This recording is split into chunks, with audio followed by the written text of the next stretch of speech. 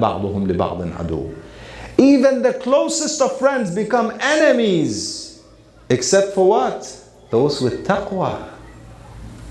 Because when they have no submission to Allah subhanahu wa ta'ala, they have no duty towards one another in their smallest of relationships. They will not have a duty towards the Imam of the time or towards their divine leader from Allah subhanahu wa ta'ala.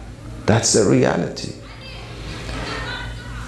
Imam Zayn al-Abidin alayhi salam, when he describes the actions of the people after the incidents of Karbala, he describes people and he divides them, dutiful and undutiful. And you read the history about his description of the different people. Some of them, although they were not in Karbala, and I want to give you one example as we come close to the time that they were brought to Sham.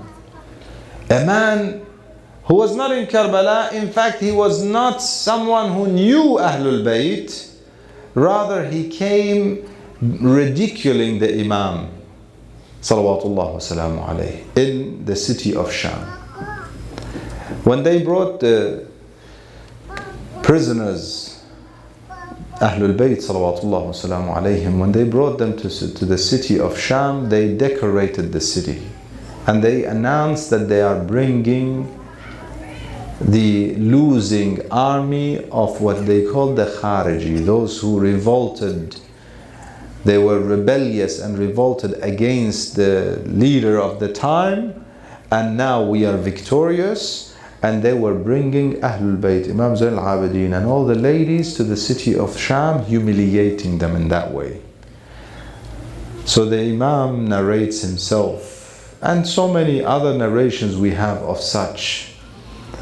In fact, one of them, he says, I saw from a distance the ladies and I saw the man amongst them. I assumed it's Zayn al-Abidin, Imam Zayn al-Abidin alayhi salam. However, I thought he was wearing red shoes. And I was surprised. I thought it was makruh by his grandfather Rasulullah to wear red shoes.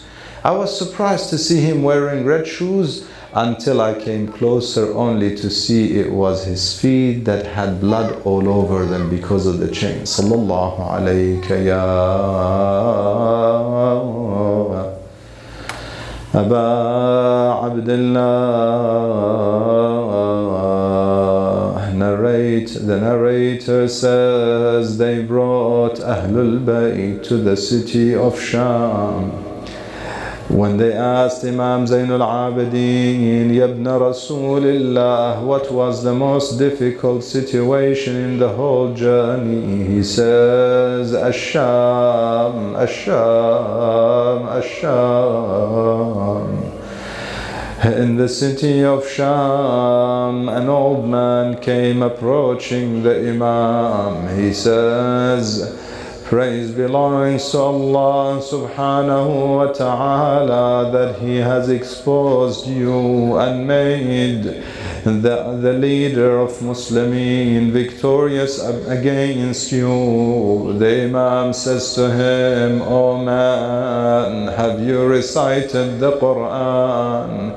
He says, yes, I have. He says, did you recite the ayah where Allah subhanahu wa ta'ala orders for the love of the family, قُلْ لَا أَسْأَلُكُمْ عَلَيْهِ أَجْرًا إِلَّا الْمَوَدَّةَ فِي الْقُرْبَى. He says, yes, I have recited that. He says, oh old man, Ya Shaykh, we are the family mentioned.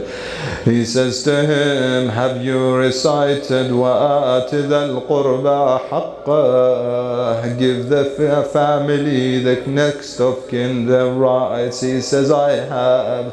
He says, oh old man, we are the family mentioned in the ayah. He says, did you recite إن الله